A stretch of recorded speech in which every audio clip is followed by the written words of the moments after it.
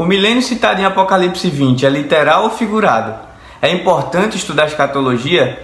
Como interpretar os textos de Apocalipse? Olá, meu nome é Davidson, sou missionário batista e dono do canal Paróicos. Nesse vídeo você vai aprender qual a posição do pré-milenismo histórico sobre o capítulo 20 de Apocalipse e os 1000 anos ali narrados. O pastor Luiz Saião é um dos grandes estudiosos dos nossos dias e nesse estudo vai explicar um pouco desse assunto tão polêmico. Espero que o vídeo te ajude e desde já eu peço que você se inscreva no canal, pois isso vai me ajudar muito, e também compartilhe esse vídeo com outras pessoas. Deus te abençoe. E bora pro vídeo. E agora, capítulo 19, a segunda parte diz: vi os céus abertos e diante de mim um cavalo branco, cujo cavaleiro se chama Fiel e Verdadeiro. Ele julga e guerreia com justiça. Seus olhos são como chamas de fogo, em sua cabeça muitas coroas e um nome que só ele conhece e ninguém mais. Está vestido com um manto tingido de sangue e o seu nome é Palavra de Deus ou Verbo de Deus. Os exércitos dos céus o seguiam, vestidos de linho branco e puro e montado em cavalos brancos. De sua boca sai uma espada afiada com a qual ferirá as nações e as governará com cetro de ferro. Ele pisa o lagar do vinho do furor da ira de Deus, do Deus Todo-Poderoso, e em seu manto e sua coxa está escrita este nome: Rei dos Reis e Senhor dos Senhores. Ambiente do Apocalipse: governo, domínio romano, época de Domiciano, perseguição contra a igreja, opressão. O que vai sendo revelado no Apocalipse? Primeiro, quem Jesus é, o que está acontecendo por trás desse cenário, qual é a fonte, a origem dessas forças negativas que se levantam contra o povo de Deus. Evoca-se aquilo que especialmente aparece no Antigo Testamento, particularmente no livro de Êxodo. E agora, a semelhança do que acontece, por exemplo, em Ezequiel, que os céus se abrem para uma manifestação de uma verdade de Deus, aparece um cavalo branco com um cavaleiro. Diferente do que apareceu no capítulo 6, que aquele é um cavaleiro negativo. Aquele está ligado com o mal. Esse não tem dúvida, ele é fiel e verdadeiro, é uma clara ideia do desfecho da vitória de Cristo como o grande Senhor e Rei. Ele julga e guerreia com justiça.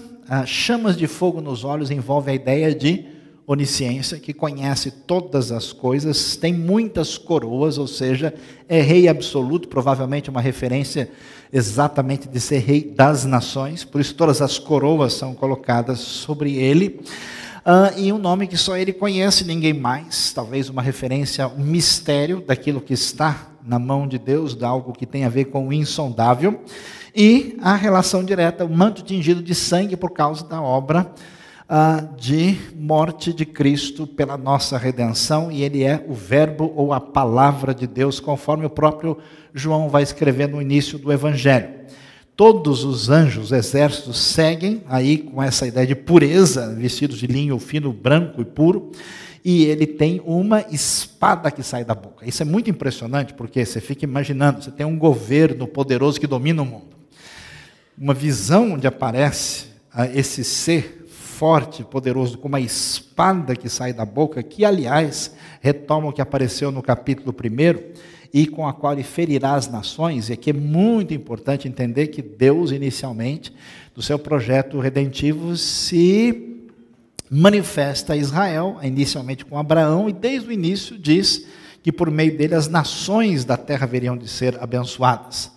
O que acontece? As nações se afastam de Deus pelo seu caminho, e Israel é seduzido pelas nações e segue o caminho delas, e quando Deus age na sua redenção, ele corrige a monarquia de Israel e inicia um reino, que é o reino de Davi, que vai ser um reino mais ou menos entre o ano 1010 e 970. Esse reino de Davi é um protótipo de um reino pleno que haveria de se cumprir. Deus faz o que ele chama de aliança davídica, dizendo que o reino jamais terá fim.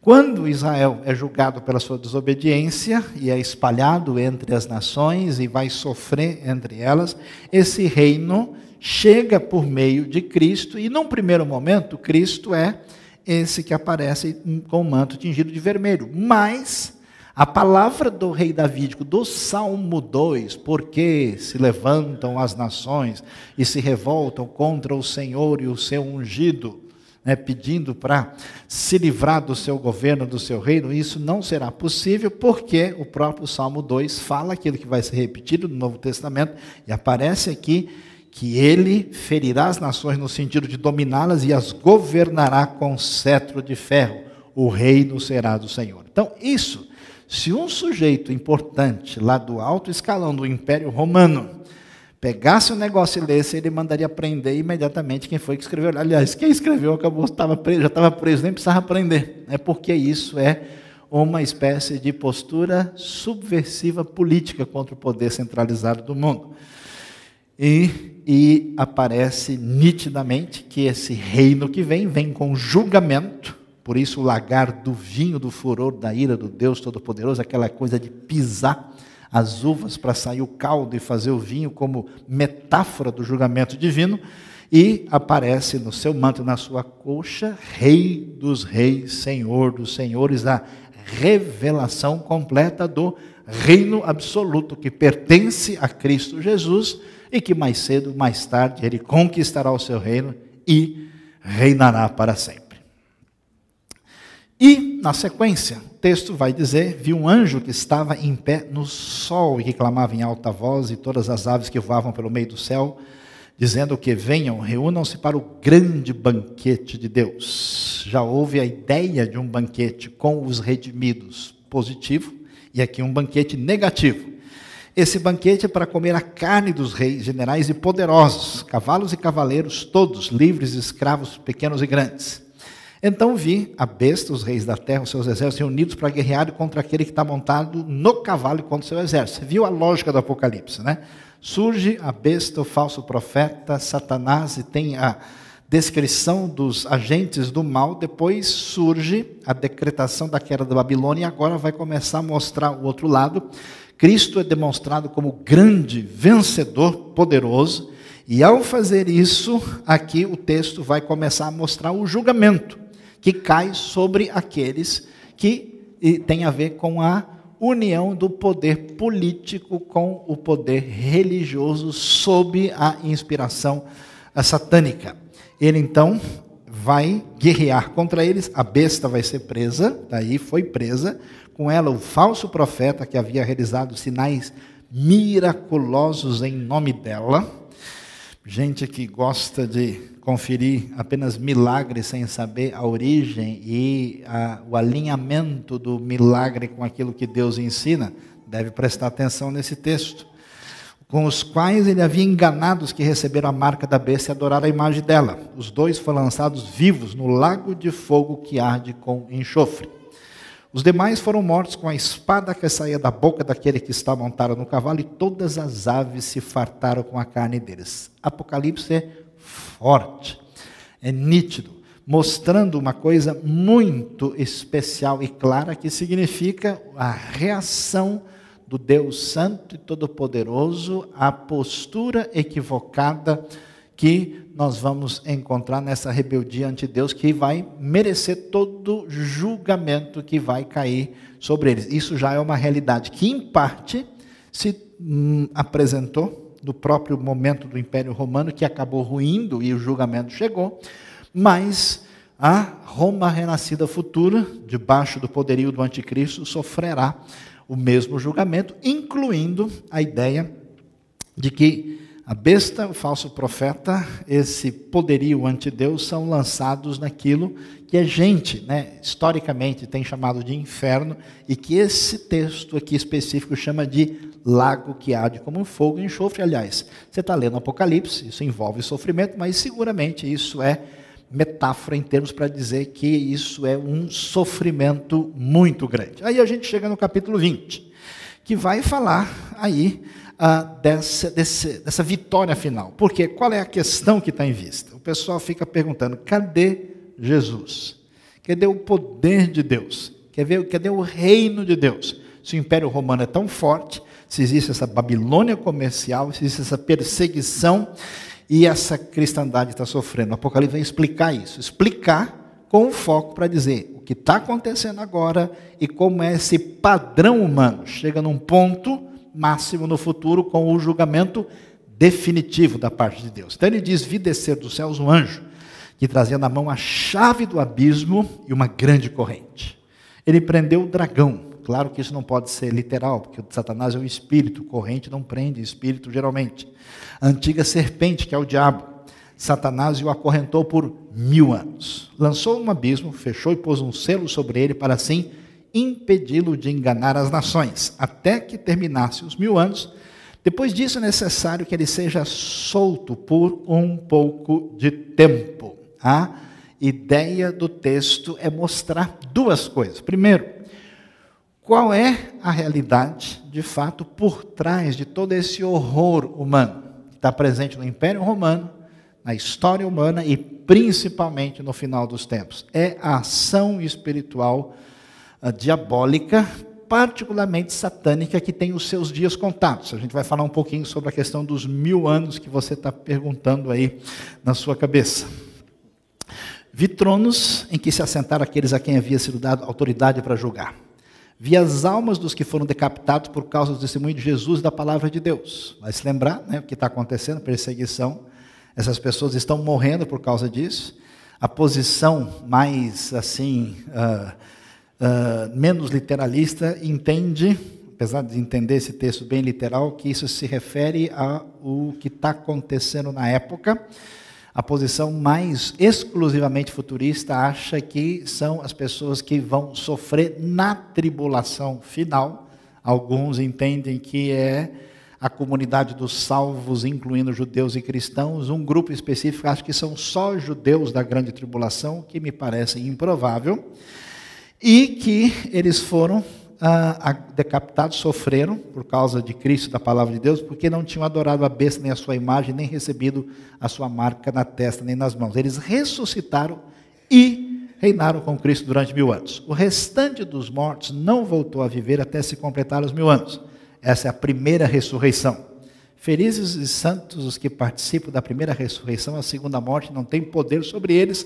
Serão sacerdotes de Deus e de Cristo e reinarão com Ele durante 1000 anos. E aqui não vai dar para a gente falar sobre isso hoje, porque isso demoraria mais ou menos 1000 anos, né? Mas a gente vai marcar um dia para os apocalípticos se reunirem e nós conversarmos sobre essa questão. Mas vocês vão saber o seguinte: basicamente, tem duas maneiras de entender isso e você precisa saber.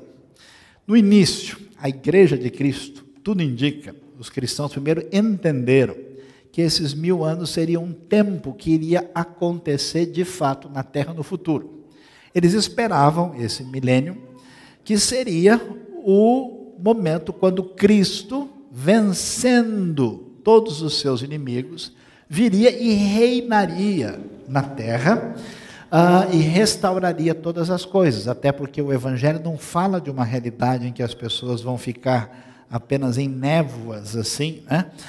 Fora da realidade, mas se fala da restauração da própria criação. Então a ideia é que isso haveria de acontecer. No 4º século surgiu uma ideia um pouquinho diferente, que tem bastante razão em alguns aspectos, que foi o seguinte: olha o que o pessoal pensou, especialmente a partir de um rapaz chamado Agostinho. Ele disse o seguinte: veja, o 1000 anos, não precisa ser literal, e de fato não precisa ser literal, na verdade se refere ao momento de agora, porque os que estavam sendo perseguidos morreram e subiram e não tinham perdido a esperança, eles estavam reinando com Cristo. Entenderam que esse milênio tinha chegado, porque antigamente as nações, nenhuma delas conhecia o Deus verdadeiro, vivia sendo enganado pelo mal. Nesse momento, depois da grande vitória de Cristo, pela primeira vez as nações, você tem que entender que o Evangelho começou a se multiplicar no 4º século, toda a bacia do Mediterrâneo praticamente tinha sido evangelizada, e na verdade o Evangelho tinha ido até para outras regiões. O pessoal entendeu então que esse milênio já estava acontecendo e que o reino de Deus de certa forma está chegando na terra. Isso acabou sendo ampliado e até desvirtuado no futuro, quando a igreja se tornou dona do Estado, se sentiu dona da situação e disse: o que a gente determina é ordem divina e isso é o reino de Deus na terra. A gente sabe que esse negócio não deu muito certo. Mas a ideia de que, então, que é presente nessa visão amilenista, né, que a era da igreja vem, nesse momento o milênio está acontecendo, Cristo vem, acontece tudo de uma vez e vem um estado eterno. A ideia é diferente, que é a ideia chamada pré-milenista, entende que esse milênio vai ser futuro. O que a gente pode dizer sobre isso? É possível que, num certo sentido, esse reino de Cristo está declarado e está possível, mas as indicações parecem razoáveis de imaginar que haverá uma restauração na terra no futuro e um reino de Deus que restaura todas as coisas no nosso próprio contexto. Por isso, os amilenistas entenderam o seguinte, que a primeira ressurreição é o quê? É quando a pessoa crê em Jesus e aceita a salvação, é uma reunião, é uma coisa espiritual. E a segunda ressurreição é a ressurreição futura. Por isso que fala, bem-aventurado aquele que participa da primeira ressurreição. Já os pré-milenistas entendem outra coisa, que a primeira ressurreição é a ressurreição que vai chegar antes do milênio, na ocasião da segunda vinda de Cristo, quando só os salvos ressuscitarão e reinarão com Cristo no milênio. E a segunda ressurreição vem depois, quando acontece um segundo momento, quando haverá o julgamento definitivo daqueles que se perderam em Cristo. Como é que vai ser isso? Ninguém tem condição de dizer com certeza absoluta, e assim, o texto não fecha para a gente. Me parece, e aí entendo como opinião, mais razoável a ideia de um milênio aqui, e o importante a gente vai ver na sequência do texto o que realmente vale a pena. Então, o conceito é esse, a era da igreja, né? Você tem a primeira ressurreição antes do período de 1000 anos, que pode ser literal ou um período muito grande, e depois a segunda ressurreição no final, para que venha aquilo que a gente pode dizer o desfecho final da eternidade. Quando terminar os 1000 anos, Satanás será solto da sua prisão e sairá para enganar as nações que estão nos 4 cantos da terra. Difícil entender isso na posição amilenista. Gog e Magog, a fim de reuni-los para a batalha. Seu número é como a areia do mar. Do que ele está falando? Da batalha do Armagedon, que a gente viu lá atrás. Como eu disse, algumas pessoas acham que essa batalha é literal, vai reunir um monte de exército para brigar, e alguns tentam achar Gog e Magog no mapa. É muito pouco provável que isso faça muito sentido, porque Gog e Magog são utilizados porque são elementos tirados do livro de Ezequiel e fazem referência a inimigos de Israel, assim como Isaías 19, por exemplo, menciona Egito, a Síria, numa visão apocalíptica futura, e dificilmente são os lugares literais, são falados por causa da ideia do papel que eles desempenharam na história. A ideia são os inimigos de Deus em oposição, numa espécie de batalha final, seu número como a areia do mar. As nações marcharam por toda a superfície da terra e cercaram o acampamento dos santos, a cidade amada. Lembra a terra? Que terra aqui?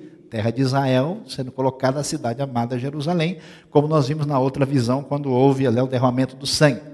De qualquer maneira, a figura é todas as forças anti-Deus, de opressão, de maldade, de pecado, unidas para lutar contra Cristo e o seu povo. Mas um fogo desceu do céu e as devorou. O diabo que as enganava foi lançado no lago de fogo, que arde com enxofre, onde já haviam sido lançados a besta e o falso profeta. Lembra da trindade do mal? Agora a condenação, eles são lançados na condenação completa, serão atormentados dia e noite para todo sempre. Se você quer achar um versículo que fala sobre inferno eterno, aqui está Apocalipse 20:10 com bastante clareza. Ideia de julgamento sobre as forças do mal. O que o texto está dizendo para a gente? O poder de Cristo venceu a opressão romana, a maldade, o pecado, a força espiritual por trás disso, de Satanás e os demônios. O fim deles está decretado, só falta a contagem do relógio para chegar ao momento final de condenação. Depois vi um grande trono branco, e aquele que nele estava sentado, a terra e o céu fugiram da sua presença e não se encontrou lugar para eles. Vi também os mortos, grandes e pequenos, em pé diante do trono, e livros foram abertos. Outro livro foi aberto, o livro da vida, que já é uma menção daquilo que aparece no livro de Êxodo. Lembra de Moisés, que Deus diz para ele, né? E ele fala, Senhor, se o Senhor for punir o teu povo, tira o meu nome do livro da vida. A referência vem lá de Êxodo. Os mortos foram julgados de acordo acordo com o que tinham feito, segundo o que estava registrado nos livros. O mar entregou os mortos que nele havia. A morte e o Hades entregaram os mortos que neles havia, e cada um foi julgado de acordo com o que tinha feito. Ou seja, Deus aparece claramente como um juiz. Aquilo que o pessoal diz, não, eu faço do jeito que eu quero, eu tomo a minha vida como eu está, eu não preciso de arrependimento, eu não preciso de encaminhamento de vida, o julgamento final vai chegar. A morte e o Hades, é interessante, o Hades é o lugar onde estão os mortos. Foram lançados no lago de fogo. A ideia parece que as pessoas que vão para a eternidade, os que são salvos entram num ambiente de bem-aventurança, os perdidos entram num ambiente de tormento, mas depois do julgamento final existe uma condenação definitiva e uma bem-aventurança definitiva. Tanto é que você vai para a eternidade com o Espírito, mas vai desfrutá-la ressurreto com o corpo depois da ressurreição. Então a morte e o Hades foram lançados, o lago de fogo é a segunda morte, que não há retorno. Aqueles cujos nomes não foram encontrados no livro da vida foram lançados no lago de fogo. Veja que a finalidade desse texto é chamar a atenção do pessoal, porque numa época de perseguição, de confrontação com o Estado romano, que vontade você teria? É abrir mão da sua fidelidade. Deus vai entender minha dor. Imagina, o cara quer acabar com a minha casa, vai me complicar. Então é mais negócio eu fazer um bem bolado com o Império Romano, depois a gente ajusta. Mas o texto diz, olha, quem rompeu com essa relação com Deus e abriu mão dessa fidelidade, essas pessoas estão fora do livro da vida, e quem está alinhado com a besta, com o falso profeta, com o anticristo, tudo isso, eles estão no lago de fogo, conforme o testemunho dos livros, os livros que trazem aí a diferença entre quem foi salvo pela obra de Cristo e com quem contou apenas com as suas obras, aquilo que tem para apresentar perante Deus, que jamais tem condição de fazer nenhum projeto de redenção e salvação na vida da pessoa. Portanto, o que é que a gente vê de tão valioso e importante no Apocalipse 19 e 20 que a gente não pode esquecer? Primeiro, o reino de Cristo vai chegar. Vai. Cristo é a pessoa mais incrível e impressionante da história humana. Não tem como você entender Jesus de maneira natural. Porque você tem um sujeito que nasceu num país inexpressivo, Israel, diante de um império gigantesco, dos grandes impérios da história humana. Esse rabino estranho da Galileia viveu num lugar inexpressivo, dentro do país inexpressivo, numa região em torno de um lago, falando com uns caras que pescavam peixe na região. Ele nunca abriu uma empresa, ele nunca escreveu um livro, ele ficou com esses e ensinando a respeito da verdade de Deus. Foi mal recebido, foi mal recebido pelos líderes religiosos do seu próprio povo, foi perseguido pelos romanos, foi morto pelo tribunal romano. E, no entanto, se você analisar, tira a religião de cena e pensa só friamente, não tem como entender o sucesso grandioso, a pessoa mais importante e central da história humana. Se tem alguém que reverberou e multiplicou seus efeitos, foi a pessoa de Cristo Jesus, e é absolutamente incrível. Isso mostra para a gente que esse reino de Deus é como a Bíblia diz, ele é como um fermento. Você põe ali, você vai na sala, volta, o bolo está desse tamanho. Ele vai devagarzinho, vai comendo pelas beiradas, ele vai crescendo. Esse reino vai atingir a vida das pessoas e não tem como ninguém segurar. E a Bíblia diz, vai chegar o momento final que ele retorna e o seu reino será para sempre, porque ele é Rei dos reis e Senhor dos senhores. Amém? O reino é confronto político. Esse reino não chega definitivamente ainda, e ele significa uma declaração e uma oposição contra as forças do mal. Ao contrário do que muita gente pensa, que as pessoas do reino de Deus são pessoas passivas, inócuas. Os cristãos, primeiro, escreviam cartas confrontando os seus líderes pagãos. Eles nunca apelaram para a violência, jamais fizeram isso. Diziam os pagãos sobre os cristãos: esses cristãos são incapazes de fazer mal a uma mosca. Mas eles nunca, o romano que achasse esses escritos ficaria apavorado. E quando o texto diz: da sua boca sai uma espada afiada, com a qual ferirá as nações, ele as governará com cetro de ferro. Isso quer dizer que a postura do povo de Deus é uma postura de afirmação do reino de Deus. Isso quer dizer que a gente, como pessoa e como defensor do reino, a gente tem que confrontar qualquer coisa que se opõe ao reino. Claro que nós nunca faremos isso por meio de força e poder humano, mas a gente discorda, a gente tem ações afirmativas. Os primeiros reformadores mudaram a história de suas culturas e dos seus países com atitudes práticas que direcionavam a sociedade em alinhamento com o reino. Então esse negócio que o pessoal tem de: eu vou na igreja, escuto uma mensagem legal, fico feliz, estou calminho agora, passa a semana. Não, isso não tem nada a ver com o reino, o envolvimento da sua vida na proclamação da verdade de Deus e de enfrentamento de tudo aquilo que se opõe ao reino, seja no nível ético, seja no nível ideológico e seja no nível social, no nível prático, fazendo diferença em nome do reino. O livro de Apocalipse daria prisão para qualquer pessoa cristã que tivesse esse material subversivo na mão. O julgamento do mal. O que acontece? Por que é tão bom e tão importante e valioso entrar numa empresa, num projeto que vai dar certo? Você entra numa empresa, começa a trabalhar, daqui a pouco ele vê 15 sendo mandado embora. Daqui a pouco ele vê negócio no vermelho.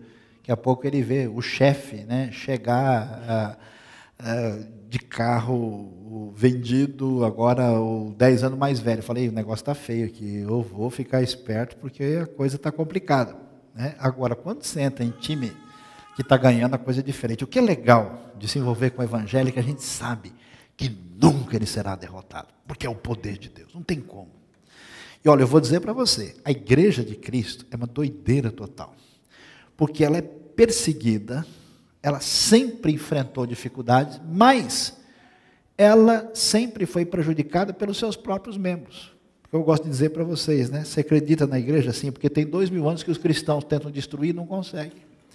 Eles inventam heresia, eles brigam uns com os outros, só fazem confusão, arrumam rolo direto. E não é que a igreja vai bem obrigada e continua crescendo? Ninguém segura o poder de Deus.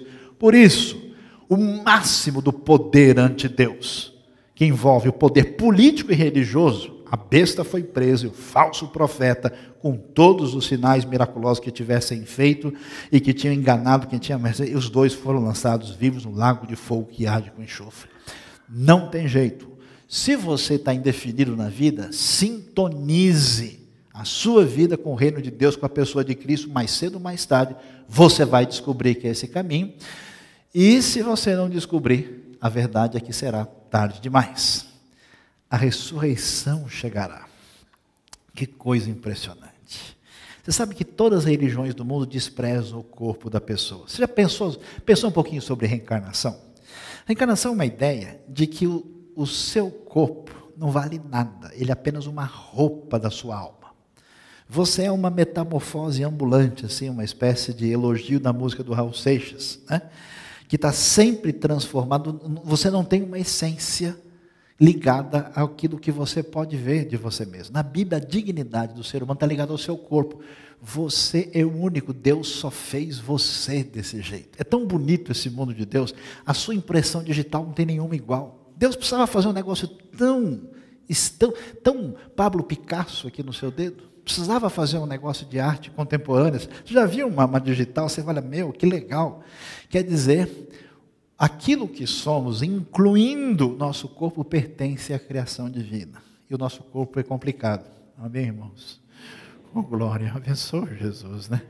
A gente, depois de um tempo, fica craque, né? Você joga, corre no campo, faz craque, craque, craque, craque. A gente vai tendo dificuldades, né? A coisa vai sendo difícil, mas um dia vai chegar a ressurreição. Felizes e santos os que participam da primeira ressurreição. A segunda morte não tem poder sobre eles. Serão sacerdotes de Deus e de Cristo e reinarão com Ele durante 1000 anos. Eu acho, vai ser um negócio tão impressionante, essa restauração, essa vitória sobre a morte. Próxima coisa importante, a gente vai vivendo a vida, e aí todo mundo erra, todo mundo peca, todo mundo falha, e a pessoa não se preocupa. Conheço gente que já largou assim, tudo bem. O que a Bíblia diz? Você não pode perder a sua sintonia com Deus e com a verdade do Evangelho, porque está tudo registrado. Então, hoje, se você está em dívida com Deus, ore e peça perdão e se arrependa hoje. Porque depois vi um grande trono que estava aquele que ali assentado, e os mortos, grandes e pequenos, estão diante deles, e o livro foi aberto, o livro da vida. É necessário entender que a nossa vida, tudo o que somos e fazemos, está diante de Deus, e a única maneira de alinhar a nossa vida é, ou você depende de você mesmo, e você não vai chegar a lugar nenhum, ou você se arrepende e se volta para Deus, por meio de Cristo Jesus, porque Ele é o único que intercede e nos perdoa. Isso envolve pessoas que não tomaram uma posição do lado de Cristo e pessoas que estão no meio do povo de Deus e que não estão mais levando a sua vida com Deus a sério, soltaram o carro na descida. A vitória na batalha final. Quando terminar os 1000 anos, Satanás será solto, sairá para enganar as nações, vai ter a luta contra Gog e Magog, as nações se voltam, mas um fogo desceu do céu e as devorou, a vitória pertence a Cristo. Você sabe que, às vezes a gente pensa nisso de maneira assim meio cinematográfica, né? Você pensa, imagina a vitória de Cristo e tal, mas quando a gente olha esse mundo, essas semanas atrás eu li aquela história de 3 meninas na Índia que foram vendidas por $4 cada uma. Tráfico de gente, uma das coisas que mais cresce nesse mundo. As pessoas assassinadas para serem roubadas os seus órgãos. Nós temos uma geração de pessoas criadas sem valores, sem influência de fé cristã, capazes de atrocidade, de maldade, impressionante e assustador. Quando a gente pensa na vitória, você pensa o quê? Eu vou estar de boa diante de Cristo, arroz de ouro, que maravilha, né? Eu vou estar assim, vai ser isso, mas meu amigo, vai ser bom, que a gente não vai precisar mais fazer viagem lá para o interior do Piauí, para socorrer aquele pessoal. Não vai ser necessário mais proclamar a verdade em gente que está enganada pela feitiçaria, pela heresia, pela mentira. A gente não vai precisar mais passar numa Cracolândia. Vai chegar o dia que a vitória final do reino vai ser completa pela glória de Cristo Jesus, nosso Rei. E finalmente, para você pensar seriamente na sua vida. Eu não sei, não conheço você. Eu não sei como é que você está. Pode ser até que você conheça o Evangelho. Pode ser até que você imagine, não, eu tenho uma formação, tenho conhecimento, mas você largou faz muito tempo. Você acha, como aquela senhora que eu conheci uns anos atrás, que disse, eu tenho 2 tios que são pastores, eu fui criado na igreja, no dia do final eu vou de carona com eles. Você acha que você vai desse jeito? Você acha que pela sua arrogância, pela sua prepotência, pela sua atitude, que você viu um monte de gente religiosa fazendo coisa errada e bobagem, que você vai usar isso como desculpa naquele dia? Um dia o sujeito falou assim, está cheio de religiosos, de padre, de pastor, de rabino no inferno, e você vai ver. Eu falei, pois é, o senhor vai estar juntinho deles, então é bom você se arrepender.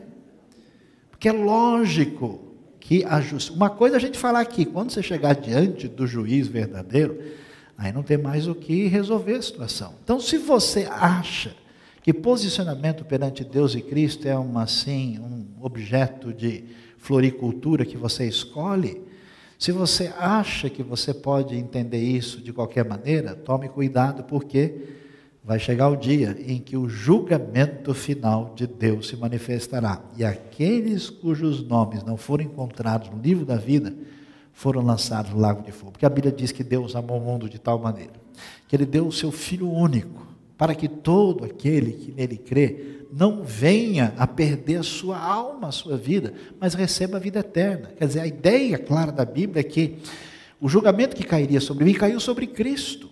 Cristo, por amor, se deu a Deus, sendo puro, perfeito, completamente humano, sofrendo de verdade, completamente divino, fazendo um sacrifício de valor eterno, morreu em meu lugar. E a Bíblia diz: quem recebe essa vida, esse presente de Deus, e se sintoniza com isso, abre a porta do seu coração e passa a ser discípulo desse Cristo, essa pessoa está no caminho certo. Então não é você pertencer a uma religião, não é você ser membro dessa comunidade, não é você, é você alinhar a sua vida com Deus por meio de nosso Senhor e Salvador Jesus Cristo. Porque um dia chegará o julgamento, e a Bíblia diz que uns estarão junto com Deus para todos sempre, por terem alinhado, e outros, infelizmente, seguirão o destino de suas escolhas e o julgamento de Deus sobre a sua vida em ruptura com a vontade de Deus. Deus abençoe a nossa vida